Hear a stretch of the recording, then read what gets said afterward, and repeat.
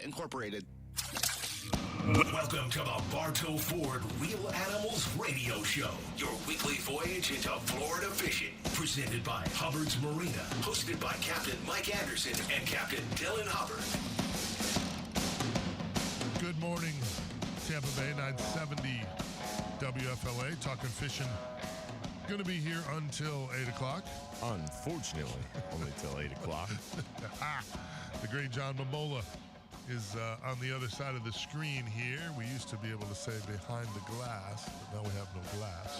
Oh, fancy stuff. There's a lot of glass on these TVs. There is. In our fancy new Feather Sound studios. It's all good stuff. It's very pretty in here. John Momola has this, just weird grin on his face. He's just all smiley. He's because he knows the Bears are going to beat Packers. Yeah, I think that's what it is. I mean, normally he's a little. I don't want to say he's grouchy early morning guy, because he's not. But there just seems to be a different smile to him. There's an air about him. It's a big week, Mike. It's a really big week. Tomorrow determines 30 years in the future for me as a Bears fan. I got you. Mm-hmm. I got you. All right. Well, I'm gonna let you have all your fun. I am, because you've only had like 27 or 30 years of your own. I mean, come on. Yeah. You know? I'm gonna let you have your fun. Sorry, not my fault. That's him trying to be a positive a loser right now. Hey, it doesn't look good on you. I'm not sure. I mean, I think we have a better roster than the Bears have. But I think the wild card is Justin Fields. I think if Justin plays well and they're at home, and now, there are injuries on the Packers side on offense, which isn't good. But I think if you just took roster to roster, the Packers roster is better overall. But Justin Fields is a great player, and I'm on record saying I wish the Packers would have traded Aaron Rodgers to the Niners when they had the number 3 overall pick and taken Justin Fields. So the minute Rodgers started whining about being in Green Bay or whatever was going on behind the scenes, they should have shipped him to San Francisco and snagged that number 3 overall pick, and they'd have been fat dog diggity with Justin Fields, who I think is a really good player. So it'll be interesting. But now, I got to give John some love because he's the boss man. So that's how it works. Smart. Schmooze. I'm a schmooze. I've been here a long time. Way to recover. Yeah, I've been here a long time, for many years. I've schmoozed a lot of John Momolas over the years. You know what you're doing. Yeah, well played. Yeah, sure. What does that say about my security, though? You're very secure, boss man. So weather got me yesterday. So the weather report this morning is kind of important. I should have called you instead of just listening to the other weather men out there that told me it was going to be a good idea to run my charter yesterday morning. No, I would have got you too. Yeah. I was confused yesterday, just like everybody else. Did you have an offshore trip go out? Oh, yeah. Oh yeah. I'll bet they were happy with that. Yeah, it got a little nautical in the morning. A little naughty, yeah. But it was kind of one of those things where it was more of a you inshore guide problem than an offshore guide problem. I talked to Ryan Amaturo, just on that note, because Ryan called me the night before asking me about bait. Yeah. Said I'll be there in the dark. I'm going offshore. And I thought, boy, I bet that wasn't fun. And I ran into him while we were cleaning the boat at about 2 o'clock, and he was like, brother, let me tell you what. That was not good. It wasn't a fun ride home. If you were coming home midday-ish, maybe a little after 1, 2 o'clock, you had to go through it. But if, for example, our morning boat that left early and came back late, they totally missed it. Okay. They had no idea there was bad weather. The half-day trip, they made it to the dock before the weather started. So it depends. I got you. But if you were coming back at that 2, 3 o'clock time, you had to run through a gauntlet. Yeah, it seemed like it was kind of all over the place. Like it was real spotty, and at first it was kind of funny because when that weather started yesterday, it blew in from the west, and it really kind of just built on the beaches and exploded and built over Pinellas County and exploded into Tampa Bay. And at one point, it was raining to our north, to our south, and to our east. And there was literally like a perfect gap in John's Pass, and that's what the half-day boat ran through. I mean, it was lightning north and south of us, east of us. The half-day boat came cruising through John's Pass, not a drip of rain, got to the dock, unloaded the passengers, and then it started raining. So it was kind of weird in that aspect, but then it closed in around us, and it definitely got a little nautical there until about 2 o'clock, and then it cleared up again in the 39-hour left, and they went right through it on the way out. My world went crazy down there in Bradenton. I ran south, thinking I could stay out of it and we'd be good, and started fishing, caught a few fish, and started looking around, going, I don't know that we can sit tight. Then I ran a little further south, thinking, okay, well, we should be good if we'll run to the Manatee River here and just fish some stuff I got in the Manatee River. And the next thing I know, we were at a marina on a dock seeking cover with the boat tied up, going, wow, this went south. Yeah, and it's kind of one of those things just popped up. Yeah. It was not really forecasted. The rain chance wasn't really that high. There wasn't really a high forecast for storms like that. It just kind of rolled across. It was part of my I do the Friday afternoon 1:45 deal with J&Z on DAE, just a little weekend fishing report that we've been doing for a long time there.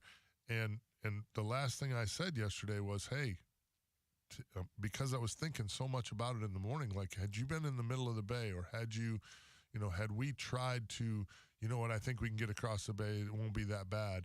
It got pretty bad. So, that was kind of my report for this weekend, just not knowing exactly, if this weather pattern was going to stay or go. Anytime you get that west wind, it brings storms from the Gulf sometimes, and that's exactly like it seemed.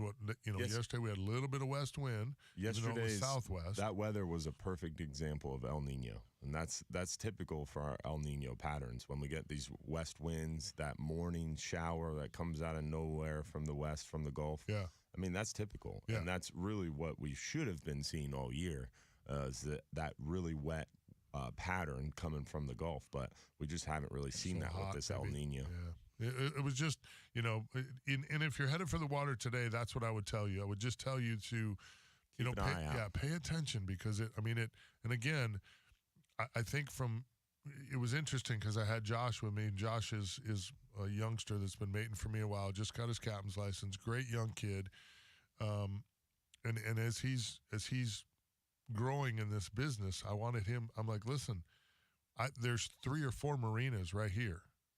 And this stuff he doesn't know, stuff he hasn't had to think about. Yeah. Through time on the water, you come up with backup plans. Like, I'm looking at this storm. Okay, well, what do I have right here? Is there a bridge somewhere where I can go tuck this thing underneath the bridge and stay out of the lightning and keep my customer safe, keep myself safe? If you're out with your family, is there someplace you can go get where you can keep the boat tied up so nothing happens to it, and you can get off this thing if it starts to light up around you? Mm-hmm. And again, big, time on the water, Manatee River, fishing the tour. I know that whole part of the bay really well.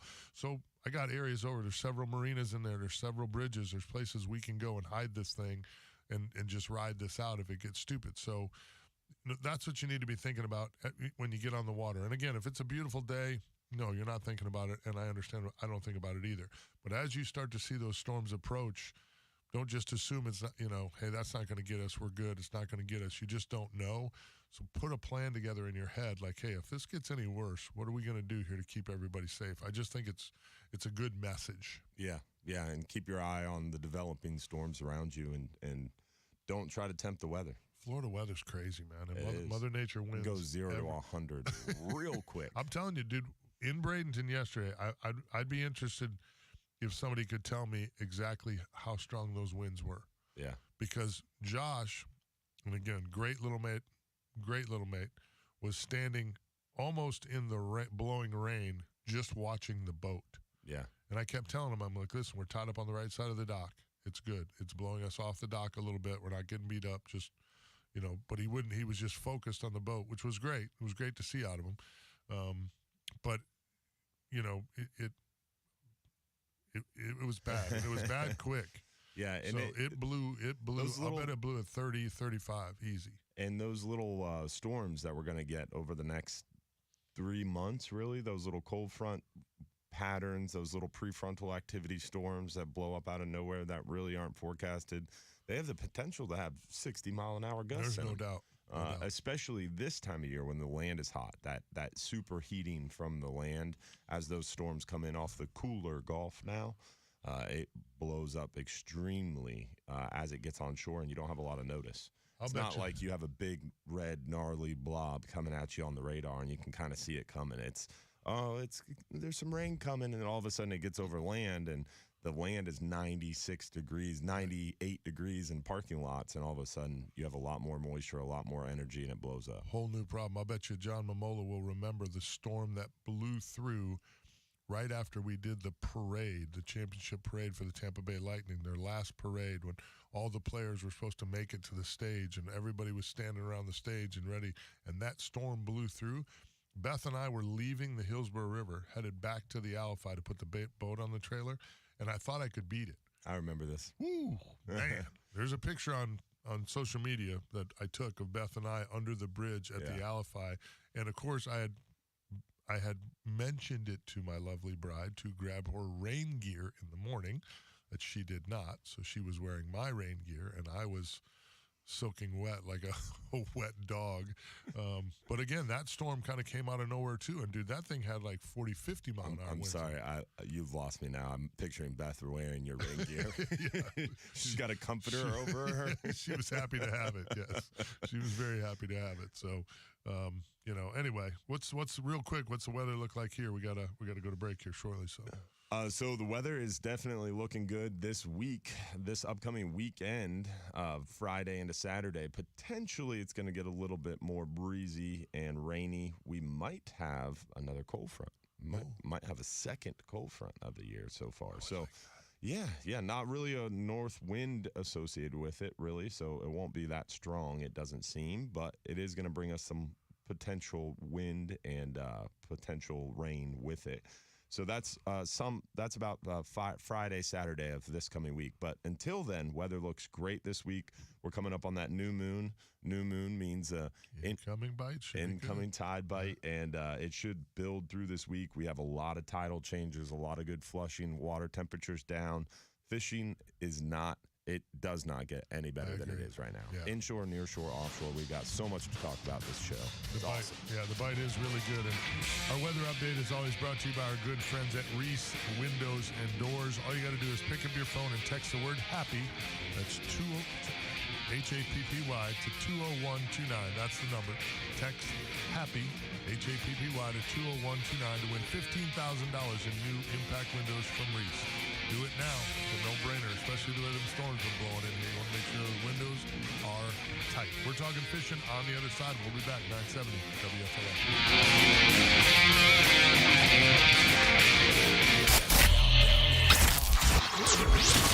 I like how you tell me, we got to go to break. Before you let me start the weather, you're like, all right, dude, don't get carried away here. I've been doing this with you long enough to know if I cut my meteorologist loose, we could be here a while. We could be here a while. Did I give you that? There's a blue light on, right? Yeah. All right, cool. Yeah, it was over here when it was already lit when I picked it up, so I thought we were good. Yeah.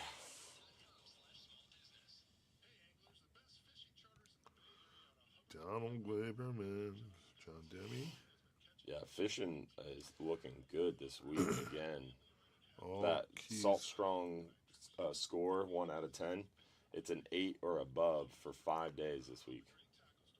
Coming up.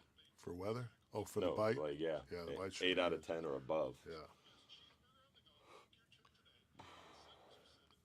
Oh, shoots. Forgot to... So we're getting all this verbiage on this thing already about Hurricane Lee, huh? Yeah, that's what I wanted to cover in the weather report, but we didn't have time.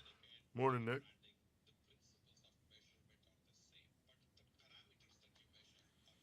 That guy just said the parameters?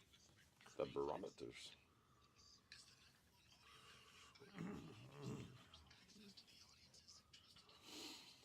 Totally forgot to cross-post the live show. Drop the ball on that.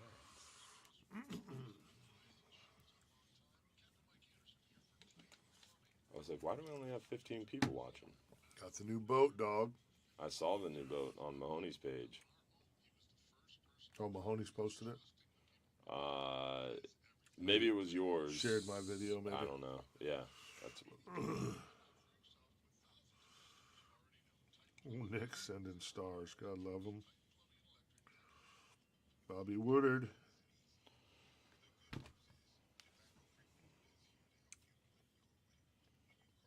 And Rick Gross. All we did yesterday was run from weather. Oh, I know. We did the same thing, buddy. We did the same thing, Rick. It was brutal. Brutal. I said, caught a nice redfish, caught a couple of snook. I'm like, all right, things are starting to fire off. And then we got to go. Then weather happened. Yeah. We got to go. I just said this, Aaron.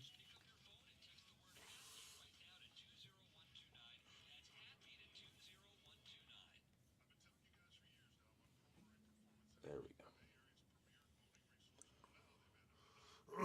Feeling better about it? Yeah. Oh, I got it fixed now. It wasn't on the Hubbard's Marina or Dylan Hubbard page yet. Yeah, this Hurricane Lee thing is big, huh? Dude, it was crazy. So what I wanted to talk about with the weather report on Hurricane Lee is currently the model for wave heights. Yeah. So 162 hours as it approaches, as it makes its turn and starts heading north, it strengthens again. The current wave height forecast is 87.6 foot.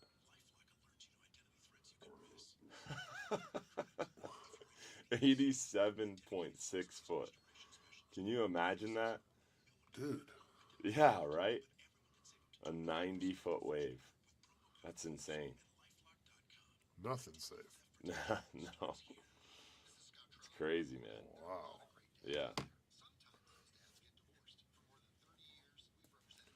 Yeah, so 4 days from now, September 15th, and those waves are heading directly west towards the east coast of Florida. So the east coast of Florida should have some serious waves and rip currents next week. A lot of surfing. A lot of surfing. It's crazy. That is crazy, isn't it? Jeez. But it was building in strength. It got up to 165 mile an hour sustained winds, but it's down quite a bit. This morning it's only at 115. Oh, so it's weakening. It's only a Cat 3 now. It was a Cat 5.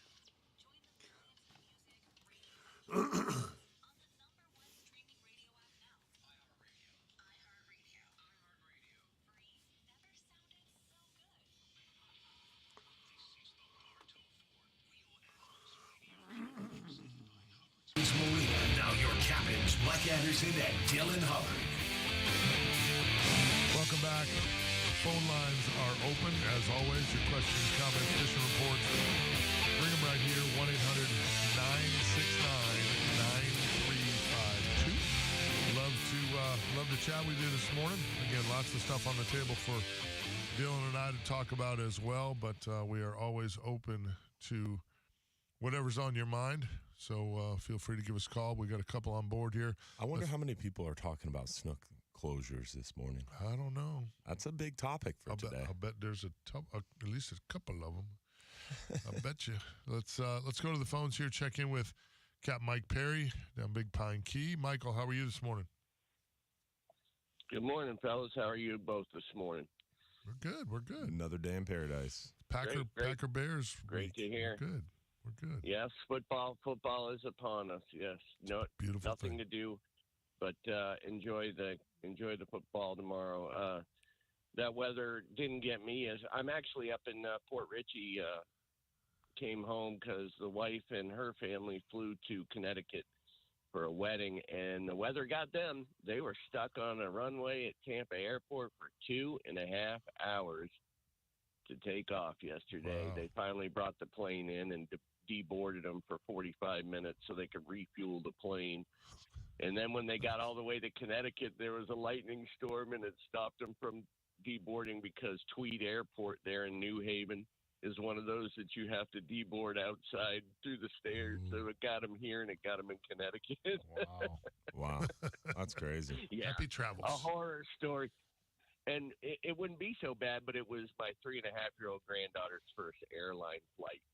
So. Oh my goodness, That's brutal. with the I 3.5 know. I rule. know. That was And he's laughing poor because thing. you know your wife can't hear you laughing about it right now. Exactly. She's sleeping. But anyway, the fishing in the Keys, when I left, it's been fantastic. We've been getting our fair share of gags. Kind of been doing a little thing that Dylan's crews do, catching some of them smaller baits, and I won't mention them in case I skirt the law, but catching some of them, well, they're bigger live baits, and then That's put 'em not on a what hook we and do. send 'em down. No, I'm talking about like your guys go out on the half day, your customers, and get some live baits, and do that. But no, we've been catching some nice gags, and yellowtail snapper fishing's been great, and mutton snapper, and just doing a lot of bottom fishing. Everybody wants to catch a grouper now. The grouper season's over. It's grouper. So we're having a good time with the grouper, and still some mahi around. Some of the big ones have started to disappear, and we're still getting a few small ones and a big one here and there, but nothing too big.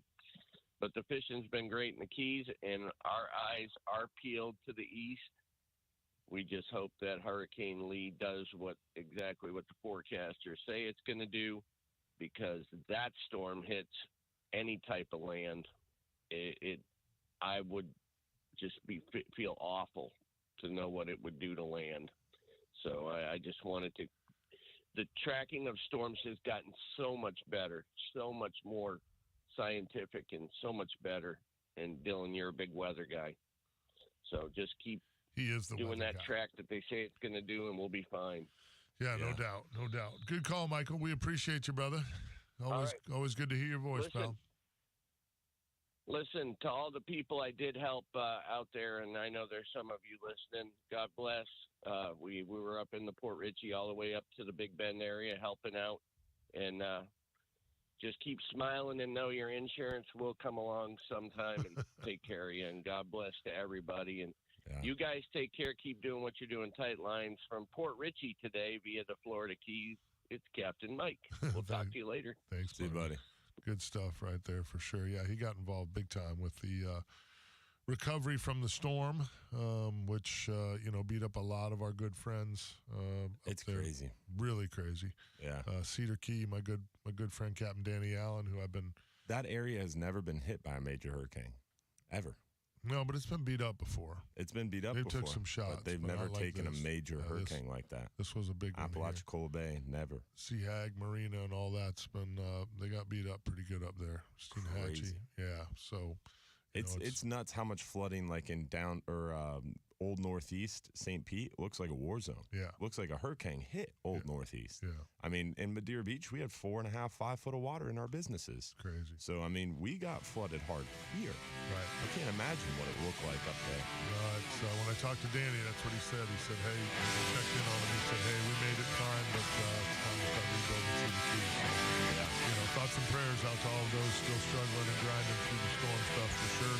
We've got Donald in Lutz. We've got Alan in St. Pete. Hopefully we'll hear from you as well. 1-800-969-9352. Light them up. We'll be back. Yeah, it's nuts, man. The good thing about that Lee storm is it's weakening. That is good.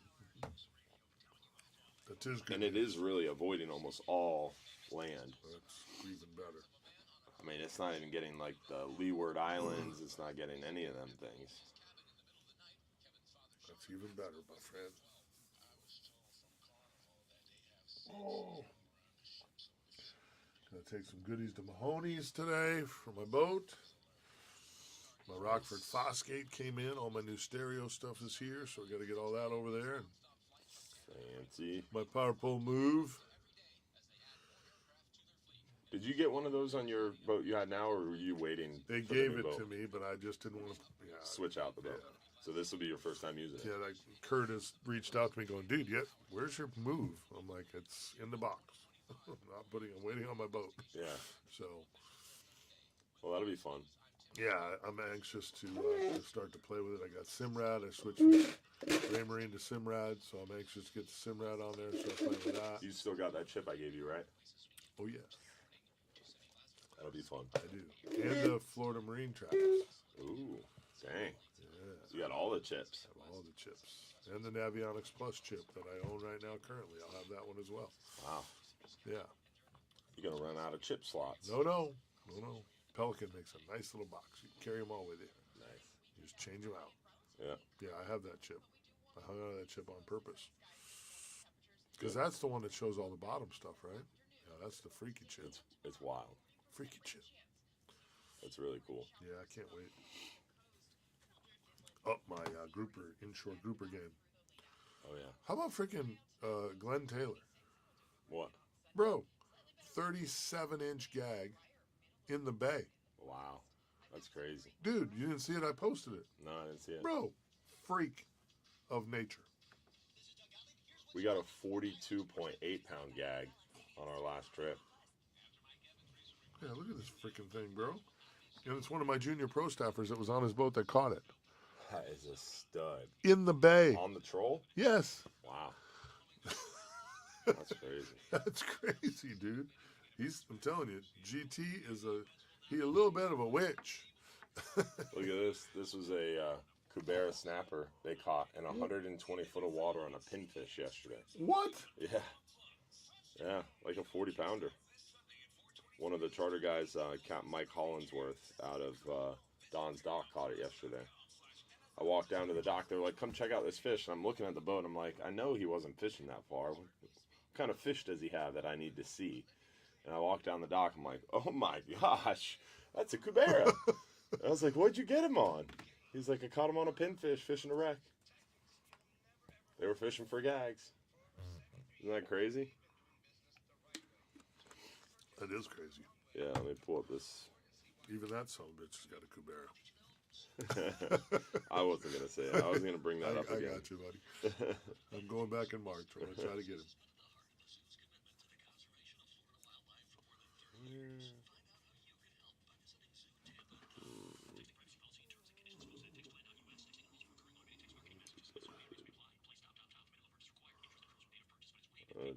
Find you this photo of this gag that they just got.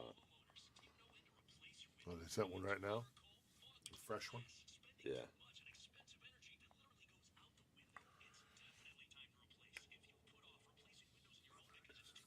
It was a stud. We're going to talk about your new roof. Oh, yeah. The old re-roof.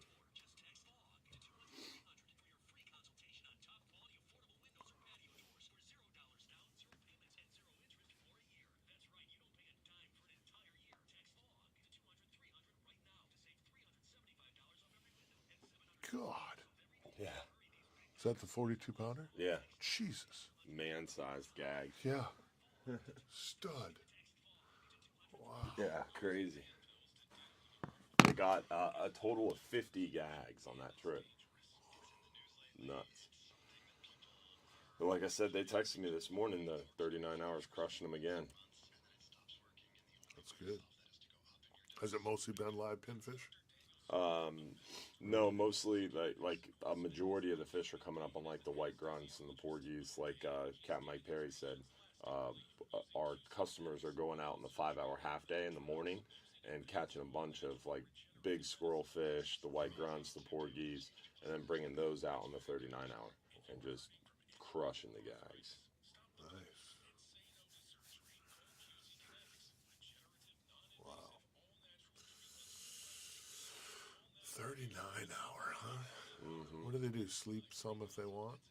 You sleep on the way out.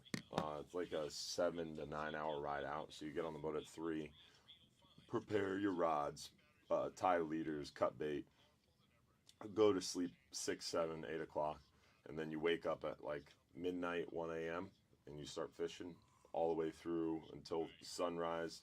And then after sunrise, normally we make a little bit of a run, and then you fish all day and through the sunset, and then come home about 7, 8, 9 o'clock that next night. So it's a long grind, but most of the time during the day you have 1 or 2 little rides where you can catch a nap. But 7 to 9 hour ride out, 7 to 9 hour ride back, 20 hours of fishing. Anderson and Dylan Hubbard. Welcome back. Whether you need a shingle, metal, tile, or a flat roof, our good friends at Affordable Roofing Systems are your safest choice for repairs or replacement. How did your install go? My re-roof? Yeah, your re-roof. My re-roof went really, really well. It was awesome. They have a great team. Yeah. Great group of people that came over, really, really professional. They did that whole roof in like 1.5 days. Yeah. It was nuts. Yeah, they got it down to a science. I thought it was going to be like a week-long thing. No, they don't play. It was 1.5 days. They were in and out. Yeah, It was nuts. One of the best in the business. Over 30 years doing what they do. They're defined by integrity, respect, and honesty, and have a professional approach to doing business, as Dylan just said. You can give them a call today at 1-888-397-ROOF for your free estimate, or visit them online at affordableroofingflorida.com. Yeah, and they worked with us around the storm and everything because they were supposed to start the roof right before Adalia, that Monday before the storm. And they delivered everything, and I was like, I don't know about this, guys. It's a bad plan. And, yeah, I mean, they watch the weather as much as we do, so they were on top of it, ended up postponing, started right after Labor Day, and it were done in 2 days. So That's great. It was amazing. And there wasn't like a bunch of stuff to clean up. They didn't leave nails everywhere. I mean, they were on top of the cleanup. It was really, really professional. Well, it's important great too. team. You got little kids, you know, that use the yard. That's their world. So it's important that clean up and all that stuff is all part of a good job site. So that's good. Yeah, it was impressive. I was very impressed. Good. I'm not surprised. We've been pimping them out here for years, and they're Good they're people. worth it for sure. We got a couple of quick programming notes here. I know October 3rd. Tuesday, October 3rd, D-Hubs and I are going to be at Bartow Ford for the Bartow Ford Real Animals Fishing Conversation. Our good friend Dana out there at Silver Ring Cafe, always serving up the killer Cubans and stuffed potatoes and all that good stuff. So looking forward to that event. Bull Bay rods, Ingle coolers, all the Real Animal swag like always. Then October 7th, Dylan and I are in Safety Harbor. That's a Saturday. I'm going to go on at 10. Dylan goes on at 11. We're going to do some seminars out here for the Off the Hook Expo. Our good friends over at Pumpkin Jigs, Dave Blanchard. I thought you were 11 and I was 12. I think I thought I was 10. Maybe you're right. I don't know. Maybe I'm wrong. We need to double check that. Well, we time. do. We do need to double check. We the are going time. to be in Safety Harbor, though. We got that right. Yes, and I have to go to. I'm actually in Charlotte Harbor later on that afternoon for the 6a-8a Florida Star Banquet. Nice. So yes, Miss Beth and I are going to cruise down all there over and the get state to the banquet that afternoon. Yeah, it's going to be rather busy. Up to Safety Harbor, down to Charlotte Harbor. Yes, Nice. we get through Riverview on the way through to pick up my bride. So yeah, it's a busy run, but it'll be cool. The 6a-8a Florida Star Banquet is so great because the opportunity to watch those kids' faces when they receive those scholarships is ridiculous. Priceless. Yeah, and I'm going to throw this out there too. Just you guys hear me preaching and talking about 6a-8 Florida so much, and what they do for our fisheries with, in what is, in my opinion, a ridiculously lame amount of members, because so many of you are not members and aren't part of 6a-8 Florida. So as we were wrapping up our Real Animals Junior Pro Staff Awards Banquet stuff this year, Yep. Brian Gorski from 6a-8 Florida reached out to me and just said, hey, it was right before the storm. He said, hey, holler at me after the storm. I want to help you with your Junior Pro Staff. Nice. So I gave him a call. We were on the phone for about an hour, and we haven't put it all together yet, but 6a-8 Florida came to me and is going to give us scholarships for our Real Animals Junior Pro Staff tournament winners for 2024. That's bad to the bone. That was a great idea, and that was all. I didn't request it. I didn't go looking for it. Brian Gorski just heard what we were doing with the kids, and they're giving more back to the kids. And I just, as I'm keep preaching this to you guys, that these are good people, honest people who love our fishery, who work hard for the fishery, and it's a great place for you to, place your trust and some of your money, I think, to help them do what they do. Mm-hmm. And again, I've said it 100 million times. Not everything do I totally understand or always 100% agree with. But if you add up all the things that CCA Florida does, they do a lot of stuff for our fishery. Yeah. A lot of stuff. So just a really cool thing that Brian Gorski and them and now myself we're working on. So we're going to ramp things up with the Real Animals Junior Pro staff for next year, which is super cool, something I'm super proud of, and having CCA as a part of it is for me, it's like awesome. You can always find an excuse not to support something if you look hard enough or if you want to be the negative enough, but there's so much positive. And the big thing that CCA does that I continue to support them, because on the federal side of things, sometimes we don't see eye to eye, and there are things even at the state level we don't see eye to eye on, but all the work they do with the estuary, with planting redfish, oyster bar restoration, seagrass restoration, and just all the good work they do in the estuary, it says a lot, and it's worth supporting. And they do it, like I said, with a ridiculously small amount of members. Yeah. It should be a much bigger organization than it is because people just don't seem to, get involved. So it gets irritating for those of us that, spend time around the organization, know how much time and effort they're spending on stuff and what we could do, what they do with the resources they have. Mm-hmm. If they had the resources they should have, it would be even better. So just always something to think about. I know our good friend Donald in Lutz here. We're going to him now on our phone line, and I know Donald's a big supporter of CCA as well. So how are you this morning, D? Hey, I'm doing awesome. Congrats on the new boats. Thanks, very brother. cool. Hope all is well with everybody else. Hey, CCA. Just love those people. Been a member for forever, but that's impressive. I get emails from Brian, talking about all different stuff and everything. It's just awesome. Yeah, he's a good man. Our last leader. Saturday, I was out practicing for the CCA All-Star release. Looking forward to that. I'm going to be with Captain Gross and Captain Michael Perry. That's going to be so awesome. Oh, nice. It's going to be way cool. Caught a bunch of reds, bunch of trout, and it was just practicing with my lures that I'm going to be using, and just.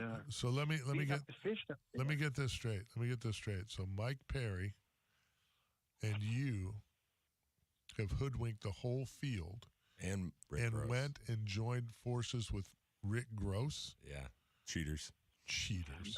That's and cheating. I just want to see Captain. I want to see Mike Mahoney's beard get cut off so bad. I do too. Nothing would. I can taste very it. few things would make me happier. I offered Mike Mahoney's wife money. I believe I'm like, the radio show will pay you a hefty check if we can please, while he's asleep, just reach over and snip it off. She wouldn't do it, but I tried. But anyway, go ahead. I caught the the Watts brothers are going to get it done. They might. The Rick Gross thing, I was like, oh, I see old Mike Perry and Donald and Lutz working. Mm-hmm. Yeah, old Fishing Business LLC. Very Who are you fishing with? Ben Marshall and Jim Fogel. Captain Jim Fogel. All right. Because I knew Captain Ben Marshall and Captain Jim joined forces, and I didn't hear you were quite part of that. Yeah, I wasn't sure what I was. I wasn't sure what I was doing. You were floating around. I was trying to. Actually, I was going to fish it with Beth, and then she had something come up. I thought you were trying to get Ryan Rickard last minute or something. No, I had talked to Rickard. Rickard's out of town. I saw you guys talking. Oh, Rickard and I talked for sure. Rickard's out of town. I thought that was going to be your ringer. I thought I was going to bring Rickard in too, but I got a little something up my sleeve. We'll see. The way things are, I've been using my charters as a little bit of pre-fishing here already to see where we want to be set up. This tournament's going to be interesting. It is going to be interesting. So. Yeah, it's going to be so much fun. It's just it's all about the helping CCA and everything else. For Tampa Bay, it's not just.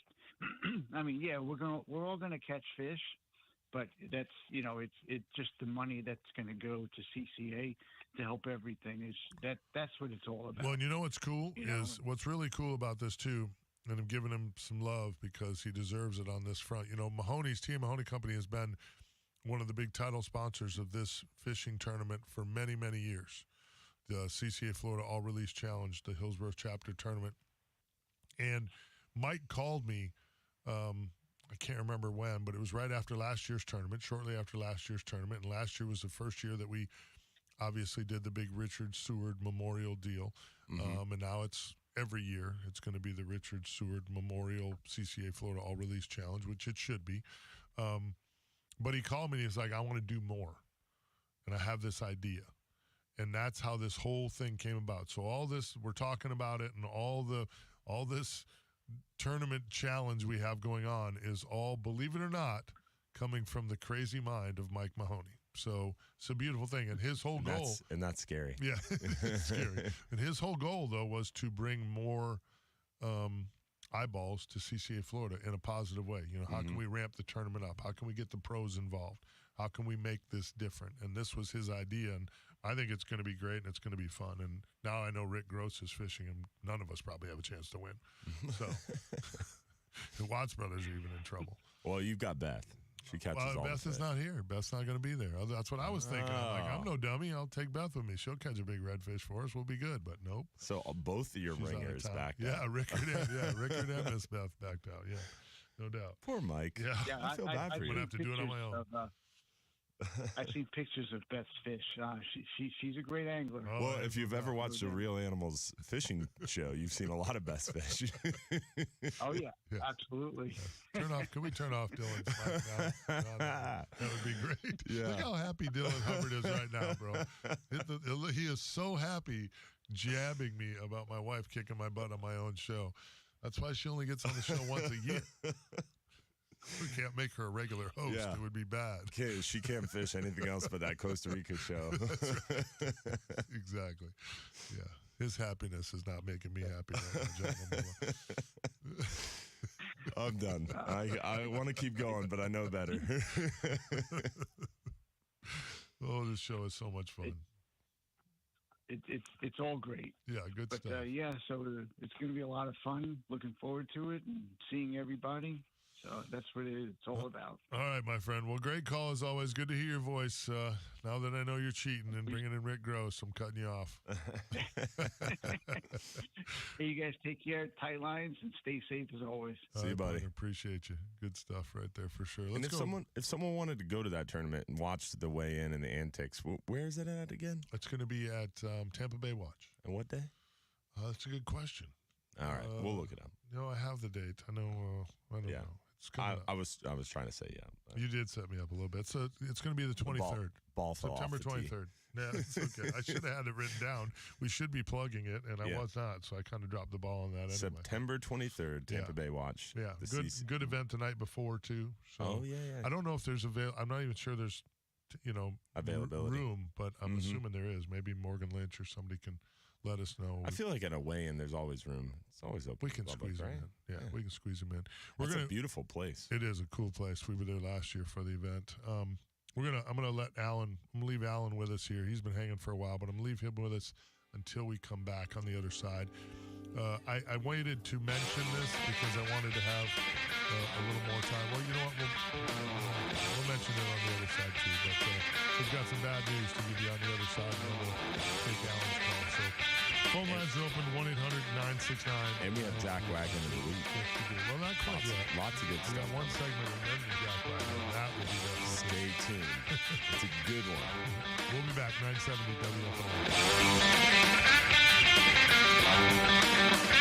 Started by anglers looking for one thing: performance, stylish, lightweight. comfortable I'm the apparel that boss. Yeah, John Momoa said you will go now. I'm the captain. Damn it.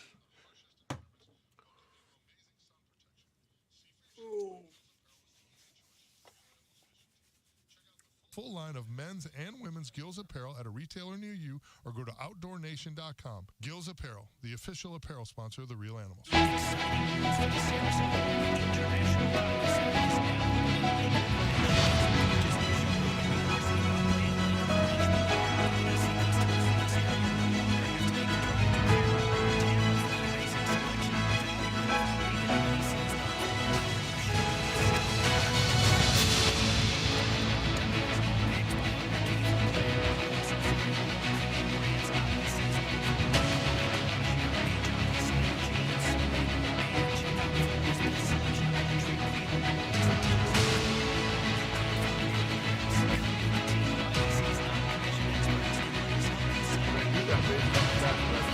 Charlotte Harbor where it was left closed, and Tampa Bay where they reopened it. Yeah. And we got a lot more pressure here than they have down there. Yeah. All right, mics are back on. Don't give away our jackwagon of the week yet. Sorry. Fire. It'll be interesting. I just found that funny though. Yeah, well, that's definitely interesting. ASA did the same thing. They backed off it too. Like, I wonder why. Yeah, FGA was the only idiot advocacy group in the room. I'm sitting there like, well, shit. I'm like, maybe we should probably stay out of this one too. I don't know if we'll even get consensus across the Florida Guides Association board on the subject. Yeah, I don't know either. Yeah. Contentious. Don't catch as many keepers as you used to catch, bro. We just don't catch them. Mm-hmm. I don't know if that's... and I wish I knew if it was they were moving off because all the pressure, just going deeper and we don't see them. They did something behind that freaking storm, dude. Because they were loaded like cordwood in Johns Pass. And then all of a sudden, that hurricane came and they disappeared. Like there wasn't a single one that you could spot anywhere. But remember, we had that big cool front after. But then 4 days later, that water started to clear up a little bit. They were stacked again. Yeah, but that's dirty water. Our snook don't like dirty water. Yeah. Neither do our redfish. But it's not like they went way back in the bay because that cool front and then came back. No, but you had more fish on the beach still. Yeah. But what I'm saying is those fish might have went deep. Yeah. The ones you had in the past, they just left. Yeah. They continued their path towards their fall run, and the rest of the fish that were on the beach finally made it to y'all. Yeah, I don't know. Because they didn't just all dump off the beach. We still had some fish out front, and we had fish that were already in a fall pattern before the storm came through. That was the weird part. Yeah. And again, you get that big switch in water temp like we did, because that water temp was so high, and it drops 5 degrees. That's a huge temperature change. Mm-hmm. If you mix that with the shortness of day that they already go off of, and all the freaking fresh all the water. fresh water, dude, that's a big signal to them that hey, we got to do something here. It's time to move, boys. Yeah, back up the shit. Let's roll. I mean, get in, loser. We're going fall fishing. We got to move. We got to go to Allen and then do Mookie at the top of the hour. Okay.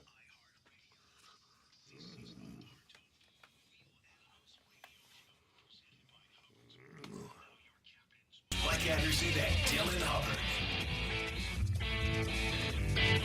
Welcome back. Let's go to the phones here real quick. Our good friend Alan in St. Pete's been hanging on forever. He's probably working this morning, so we got to get him back on the JOB.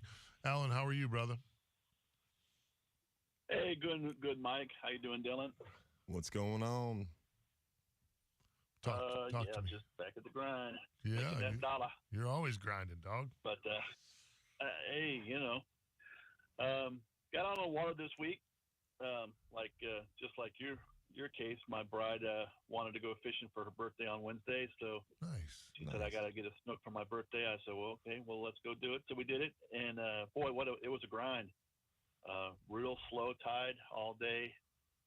Water was still a little dirty, so first couple hours didn't have much happen. I said, I don't know if we're going to get this done, but then we found a little cleaner water where there was just a little bit of current, and that made all the difference. And then for the next hour and a half, 2 hours, we caught snook until we couldn't get snook anymore. That was my exact.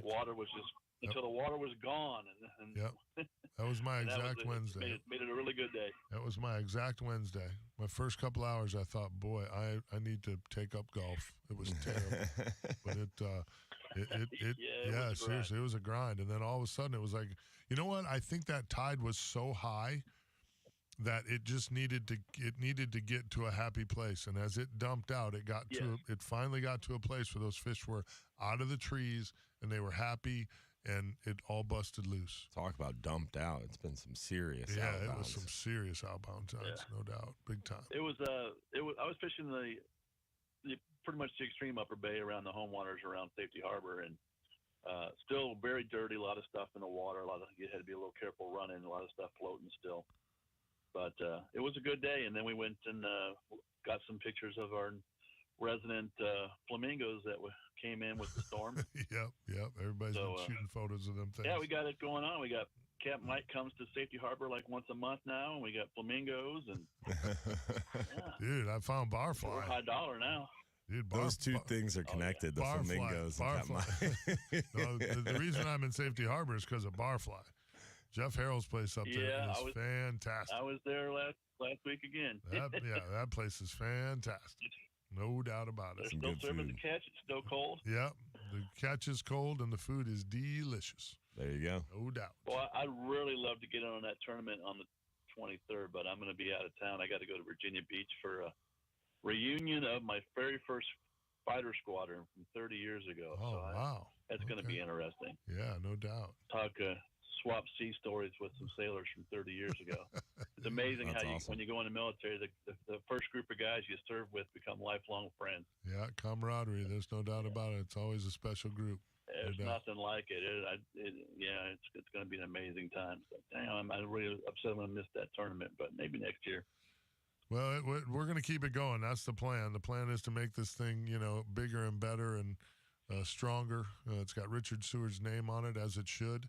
And, CCA does a lot of great work, and we're trying to get more and more people involved. So that's the whole goal here. So you'll get another shot at it next year.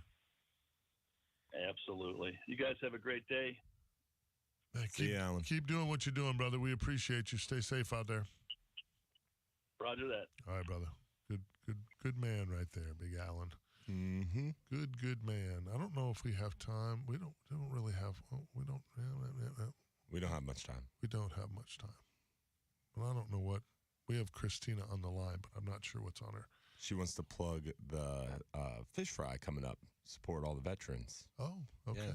Yeah. Well, we'll let her do that on the other side. It's a veterans fish fry, so that's important stuff. Supporting the honor flight. As we were discussing it, John Mamola made the decision for us. He's like, how about a little music in your ears? There you go, Goofballs. I'm running. I'm the captain.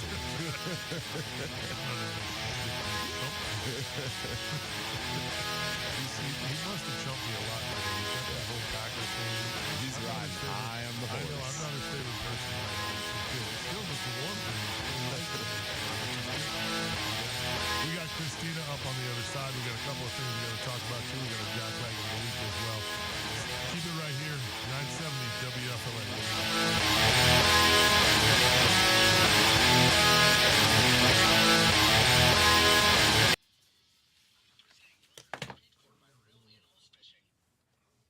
Yeah, she's looking for captains too. Oh, okay.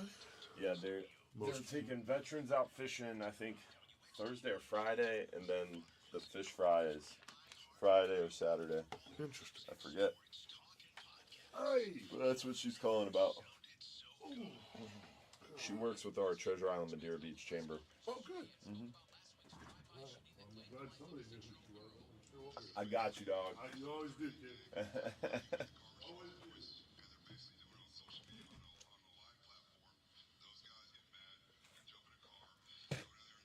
Oh, man. Hopefully you guys are enjoying the show so far. Let's see what we got to talk about.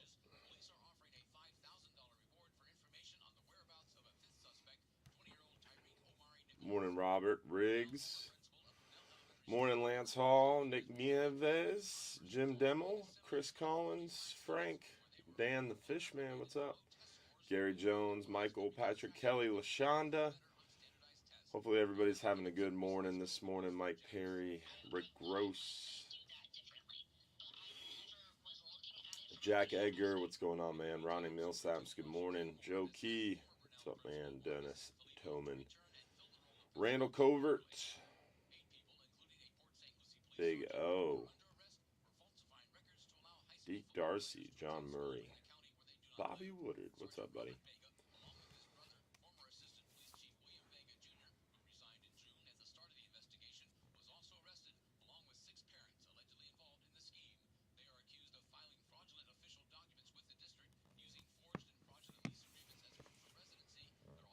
Oh.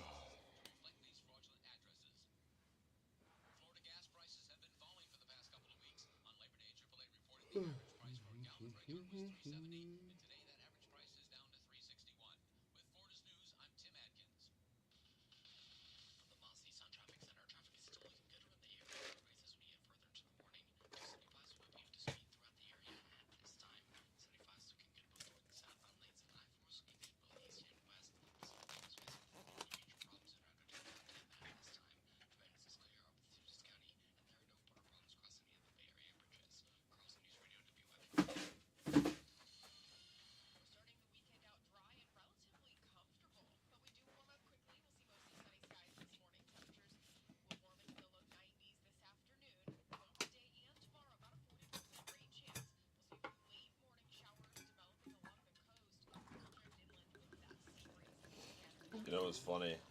This past week, I was talking about supplements and stuff like that, and I was telling my wife, I was like, "Yeah, Mike said he doesn't even do protein because that stuff's not regulated by the FDA." And she was like, "What?"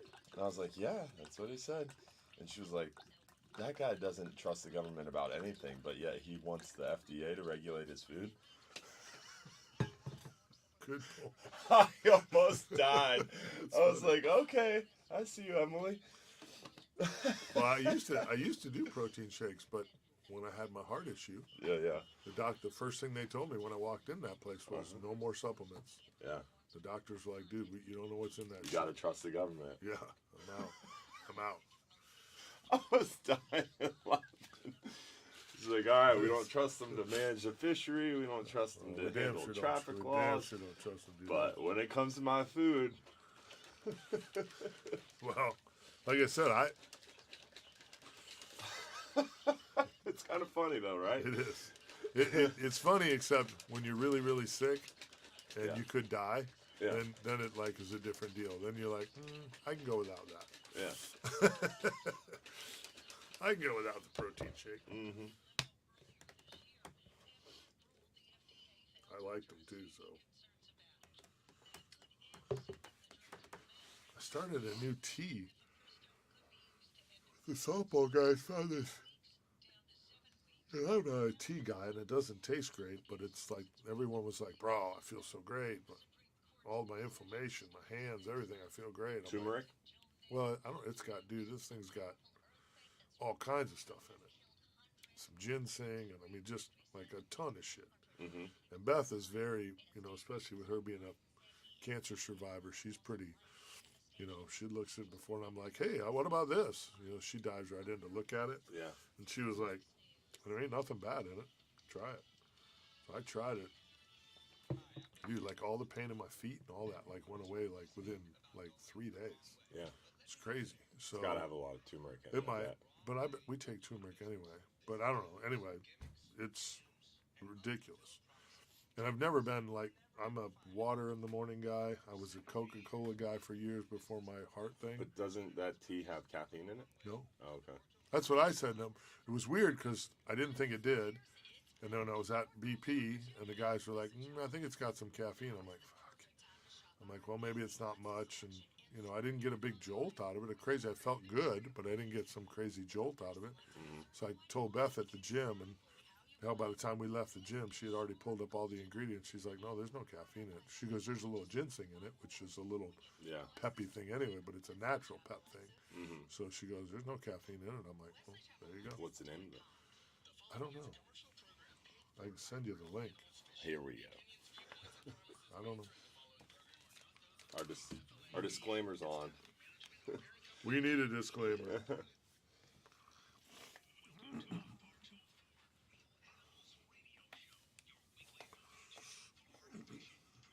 By Hubbard's Marina, hosted by Captain Mike Anderson and Captain Dylan Hubbard. Welcome back, 7:05 here at the iHeart Media Empire.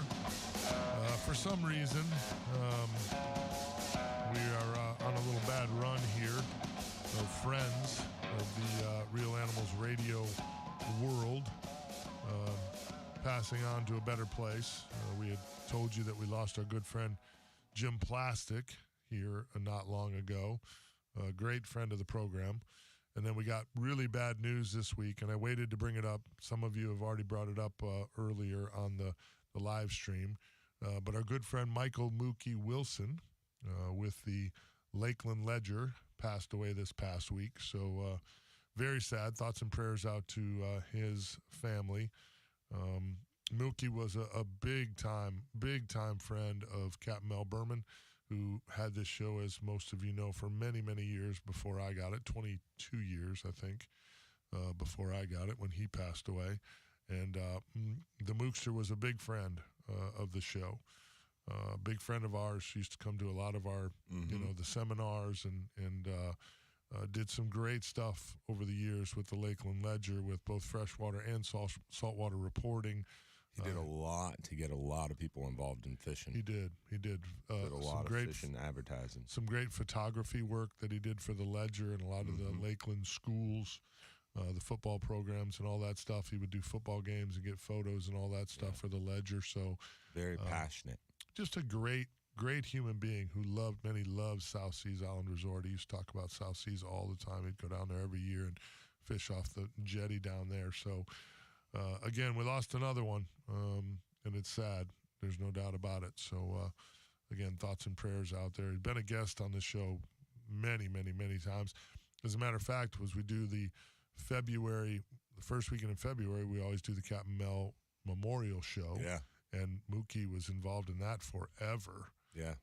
Mookie's been calling me every week for years for the fishing report. Yeah. Talk every week. Yeah. So it's weird. Yeah, it's going to be weird. Going to be weird, no doubt about it. So, again, lots of love out to our brother, Michael Mookie Wilson. Great friend, great angler, just a great human being. So, he will be missed for sure. So, make sure you put him and the Wilson family in your prayers. Let's go to the phones here, and we'll try to do this jack wagon thing here. We got a couple of people been on hold. Let's go to Christina here, wanting to talk about some veterans and a fish fry, two of my favorite things, fried fish. Yeah, I think it's like the Freedom Fish Fry. It's like the greatest name ever. Christina, how are you? Good morning, guys. How's it going? It's going good. It's going good. Talk to us. We're getting hungry here just thinking about a fish fry. Nice. So, Thursday the 14th at the Elks Lodge in the Deer Beach, we're hosting a fish fry for freedom. And the money's going to go to benefit Honor Flight and the Local Wounded Warrior chapter. Okay. So it's a great cause. I'm just trying to get some people to come out and support. The thing I'm looking forward to is the next morning, we're going to try to take some veterans fishing. Jet Ride and a couple other local captains are going to just grab a couple veterans take them out for a couple hours and let them have a good time. So if there's any captains out there that are fishing next Friday around 8 o'clock for 2 or 3 hours, let me know or let Dylan know and reach out. We could use a couple more boats to take some veterans fishing. So that would be awesome. Have you reached out to Reeling Freedom at all? Yeah, I'm actually going to reach out to him again today. Okay. We talked a couple months ago when I started this journey, but okay. yeah, I'm going to hit him up again today. Yeah, they're really great. Just a great organization, and it sounds like you guys, have your hearts in the same place, so they might be able to help you with some of those captains, So yeah, and again, if there's any veterans out there, listen, there was a guy who was on earlier that wanted to go fishing. Also, let me know. We have some spots, so that would be great too. Yeah, for sure. Well, great job. We, as everyone knows, who's ever listened to Real Animals, I'm a veteran myself, so we appreciate you supporting the veterans and getting the word out there and doing great things in the community. So nice work. Thanks for your service. I appreciate that, and my condolences to the loss of your friends, guys. I really. When that happens. Yeah, it's never Thank good. You, never good. Good call, though. Thank you. Yeah, of course. Thanks, guys. Have a great day. You too. See ya. Good stuff. Fish fry for freedom. Yeah, it does have a nice America. name. So awesome. It's the best name ever. When I heard that, I was like, oh, this is so cool. Yeah, but I pointed her to Gene Hammond and Real and Freedom when they approached me about it back in the day. Oh, perfect. Yeah. Yeah, it's a good place to be. Now with our Milwaukee Tool Safe Boating Tip of the Week, let's check in with our good friend Captain Jim Fogel, U.S. Coast Guard Auxiliary Captain Extraordinaire. How are you, my brother? Good morning. Yeah, you guys are rocking and rolling this morning. We're trying. We got the boss. We got the boss. Boss is in. Whenever the boss is in, we're on our best behavior. Yeah. Good to have you aboard Ben's boat. We'll have a lot of fun. And Well, we're in my boat. hopefully We're we'll not taking start Ben's riding, boat. man. We're taking the Contender, baby. Okay, that's cool. You're gonna ride in. right. You're gonna ride in Upgrade. extreme luxury. Style. Yeah, I'm as gonna you be should. Style. As you All should. right. Yes, sir. Good. Got a couple things here. One, shout out to our Coast Guard buddies and brothers that helped take someone off a cruise ship 150 miles out a couple of days ago and enable them to get her back, or her or him, I'm not sure which, back to safety and to medical attention. So, it's good for us to be near the air station and for them to be able to be quick on the trigger when they can. Second thing I want to talk about is paddle craft. Oh, there are more and more paddlers on the water every single day, if not every weekend. Yes, And you there are. paddlers have got to remember that you are a boat. You have to follow all the rules just like everybody else. And you must have a life jacket with a whistle for each passenger in or on that vessel, even if it's a stand-up paddleboard. You want to dress for the temperature of the water, and you really want to wear a tether on your paddle so that if you fall out or it falls off you, you've still got something to move around with. Yeah, no doubt. You really ought to try to have a handheld VHF radio with you at all times, if not certainly a cell phone, and make sure, of course, that you've got them in some waterproof container. And you really ought to have yourself a flashlight of some kind, just in case you get stuck out after the sun goes down, and you can, get back in safely. Try to paddle in groups and wear bright colored clothes and use brightly colored paddles. The powerboaters can't see you until they're right on top of you if you don't have a bright colored paddle. That's the first thing they see is the glit or the reflection of the sun and the water off the paddles when you remember how low you are to the water. No doubt. So anyway, folks, just That's be good. safe out there. Remember that you cannot paddle in the intercoastal waterway. You may not paddle in there unless you're crossing it to get to another channel, and or there's no other way to get to where you're going. Just in the channel, right? You You're should talking try about to stay just in the channel itself, Yeah, right? I got you. yeah, Okay, I didn't know that. yeah, That's good. yeah. Good. Also, Good idea. remember the law of gross tonnage? Most all boats are bigger than you, so stay out of their way. Right. In fact, try to stay out of the panels in general. No doubt. All right, guys. Well done, Jimmy. Appreciate the time. Appreciate you. Thank you very much for the Coast Guard Auxiliary in St. Pete. It's Jim Fogle. Be safe out there. Well done, Jim Fogle. That is brought to you by our good friends at Milwaukee Tool. Go to MilwaukeeTool.com and find out for yourself why Milwaukee Tools are an easy choice for the Real Animals fishing team. I'll be using mine here real soon, left and right, up in Deer Camp. I'm using mine left and right, repairing all these docks. I'll bet you are. Lots of drilling and screwing and cutting right now. Well, why don't you have Frank do some of that? He's busy fishing. Frank. Captain Frank? Oh, yeah. Is he calling? He is. He's on the line board right now. Oh, interesting. He's probably talking about all those hogfish. What's up, Frank? He doesn't know how to work a drill. though. Hey, how you doing? Actually, I called in Great because fisherman. I heard something about a free fish fry, and food and I go along, hand in hand. I get that. No doubt. No doubt. What's going on, man? Good morning, fellas. I am just about ready to start 18 holes, and then I got a night snapper trip to run tonight, so I should be a pretty worn out There you go. fisherman here. Yeah, it's gonna be a long 24 hours, but you got to do what you got to do, right? You're up for it. Uh-huh. You're up for it. Yeah. Ready to yeah. rock and roll. I might sneak a nap in there or something on the night. I would assume so. Depends how the day goes. Autopilot. Yeah. So those hogfish, man, you guys have been crushing them this past week.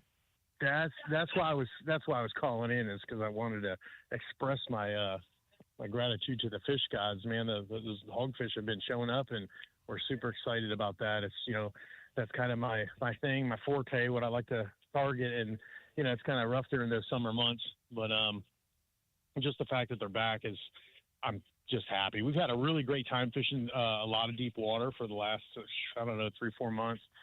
Probably 3 solid months we've been fishing that deep water and having a great time out there in that beautiful blue water. But we had to do it. We had a light load the other day, and we barely had enough to go, and we decided to target those hogfish, and we smacked them really, really good. Yeah, like to encourage everyone that if you're ready to go out there and get your first hogfish, or if you just want to go out there and try to get your limit of them, who knows? Yeah. The other day, I know one of our anglers, she caught 3 keeper hogfish on that 10-hour trip. Nice. So it's crazy right now already, and it's early. Yeah, I mean, I'm not saying anything, but I did get 4. But There you go. I made sure that people had some hogfish to come home with that didn't get them. So what's the legal size limit for hogfish? Well, it's 14 inches now. It used to be 12, but they bumped it up to 14 about 2 years ago, I believe. To the fork. And I think it was a well. good idea. Okay, Mm-hmm. all right, that's good. That's good. So it's 14 to the fork. You're allowed, and that's the allow important 5 of part. them. Yeah. Oh, okay, 5 of them, 14 and up. Mm-hmm. Gotcha. Yeah. Nice. Good eating fish, man. Oh, they are delicious. Even the minute if you've ever filleted fish, the very second you fillet a hogfish, like you can tell instantaneously. Oh, yeah. The minute you cut it, that meat is so white, you're like, oh boy. It's good. It's on. Yeah. Talk about a fish. They're fry. almost as good as catfish. No, I'm just kidding. Almost as good. They're really awesome. For those of you that have not eaten out there that have not eaten a hogfish, and just like Mike's talking about, the second you fillet it, it's kind of like a black sea bass. It's almost translucent to extremely white. Yeah. It's crazy at our seafood market at Don's Dock when we do get hogfish in. It's crazy how quickly they sell out. Most of the time, the first customer in the door that sees we have hogfish will buy all of them. I don't blame them. It's crazy. Smart. Wow. Mm-hmm. Smart. Yeah, it's nuts. Very cool. Goes fast. Good stuff. Good call, Frank. We appreciate the report. Well done, brother. Hey, you guys have a good one. Enjoy the day. Hey, See you you, do the buddy. same. I would tell you to enjoy your round of golf, but that sounds terrible to me. Yeah, it does sound terrible. Yeah. I don't like golf. No, I don't either. I don't understand it. Everyone's like, but you have clubs, right? No, I don't have golf clubs. Why would I have golf clubs? Stupid. Yeah. No. If I have time to play a round of golf, I got time to go catch a fish. Uh-huh. Or go shoot my guns. Yeah. My wife asked me the other day, she was like, why don't you? It was somebody invited me to go off-road, like trail bike riding. I was like, that sounds really cool. I could really like that. She was like, you should do that. And I was like, no, I'm smarter than that because I know how I am. I get into something, I'm like, oh, this is fun. And then all of a sudden I have a $1,500 off-road bike and I'm trying to go off-road biking all the time. I have noticed that about you. Yeah, you know me. Yeah, you're a little. Go down a hole. Yeah, you're a little. Go down over a the top. rabbit hole quick. Yeah. I love watching it actually to the point now where I'm just observing it. It's kind so of now fun. I know where to point. I've learned that about myself, so I'm careful where I point that weapon. Beth and I have off-road bikes, little trail bikes, and I like it. We do like it. See, we can't talk about this anymore. No, yeah, you don't want to know. Yeah, you don't want to know. You don't want to know.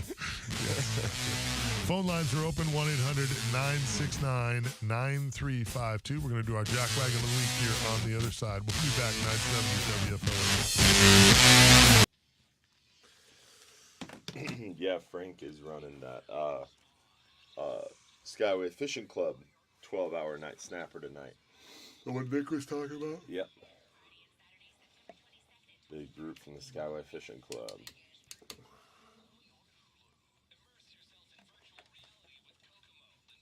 So everybody's asking on the chat, what's the name of the tea? Can't tell you. You're going to have to look it. No, can't tell you.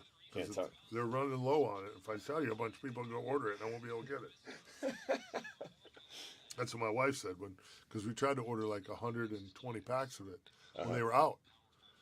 And she was like, you freaking softball players can't keep your mouths shut. Now everybody's freaking taking it. I'm like, you're right. You're going to send me the link, though? No. I'll tell you guys later. Not telling anyone. Not telling anyone anymore. Let me see what it is. Here, I'll find it.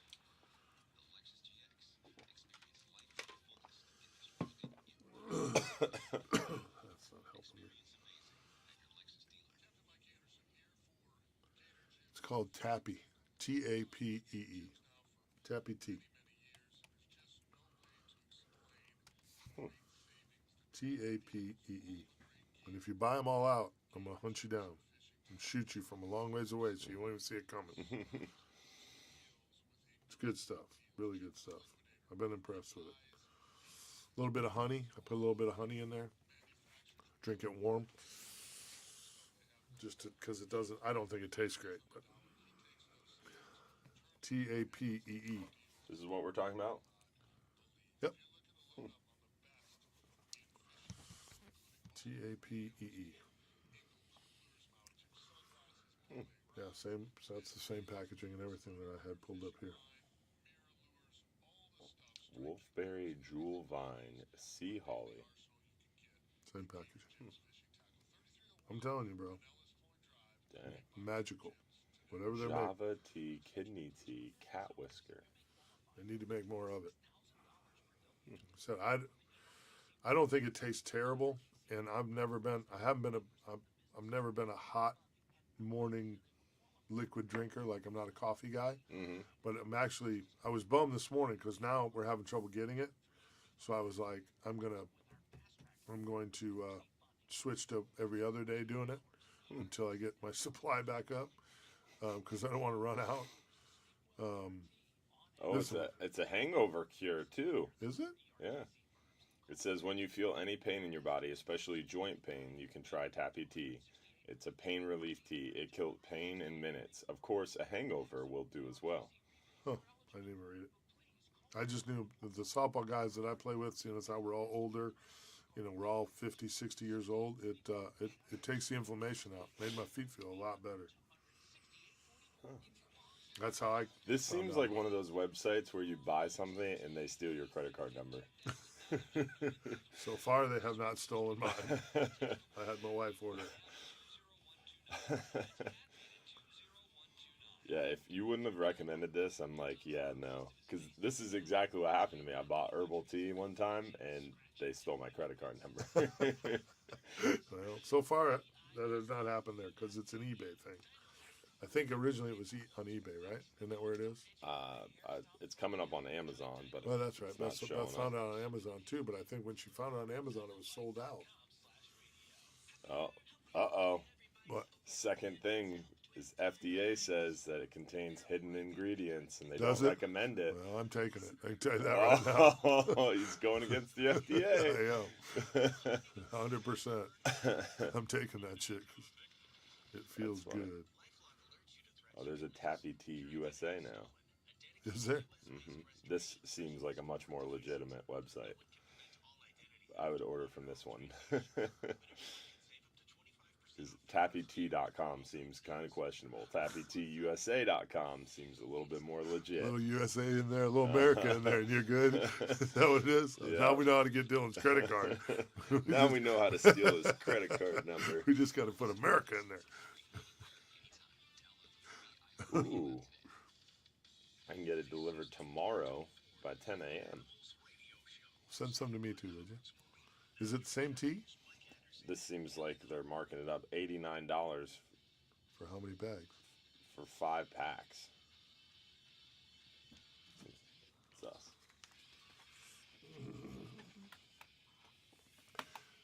Welcome back, 724 here. The iHeart Media Empire.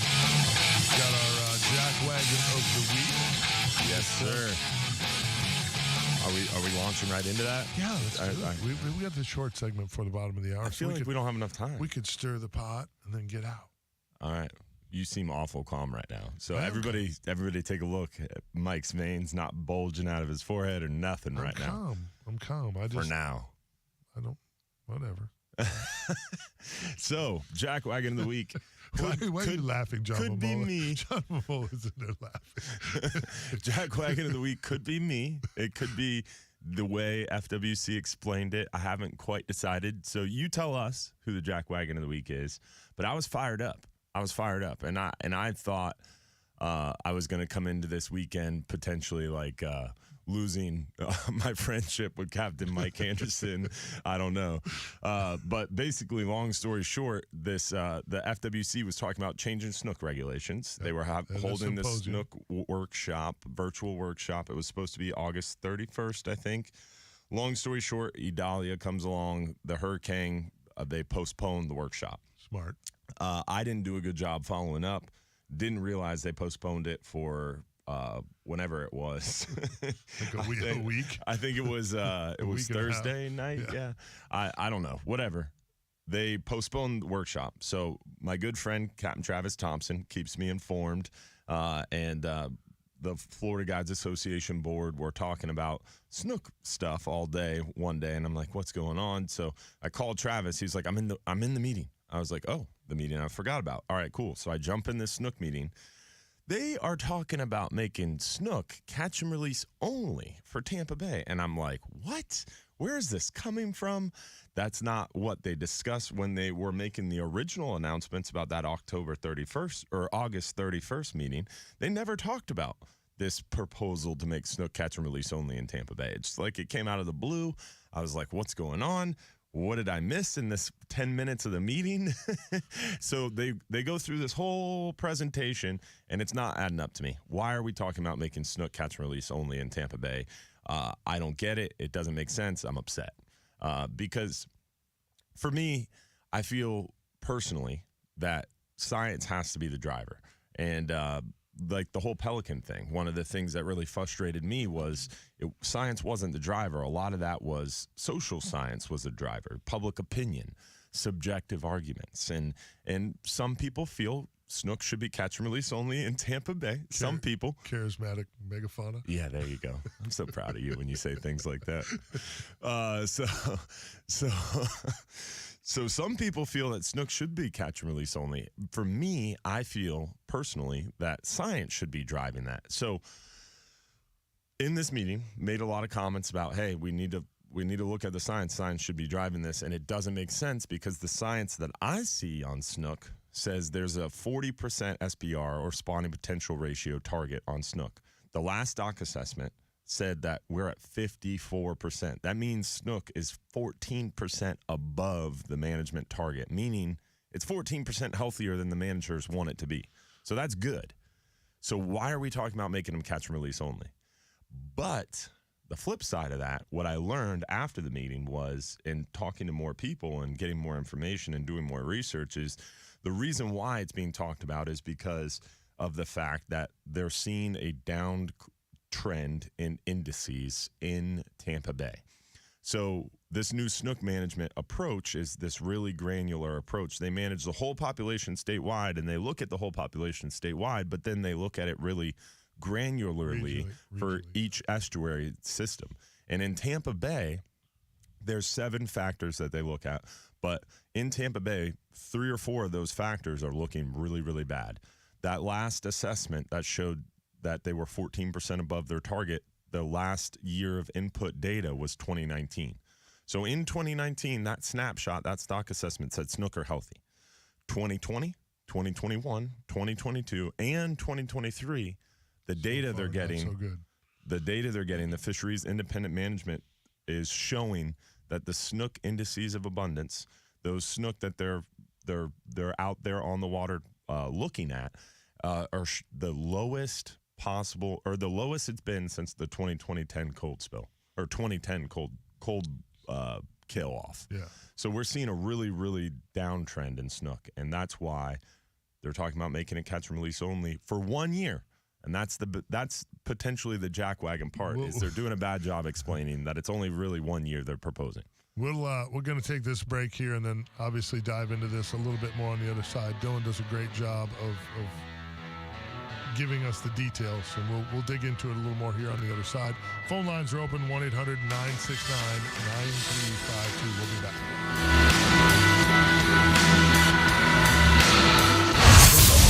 I didn't do a good job of explaining it because then I knew I was short on time, so. Well, but you did all right. I started to get flustered.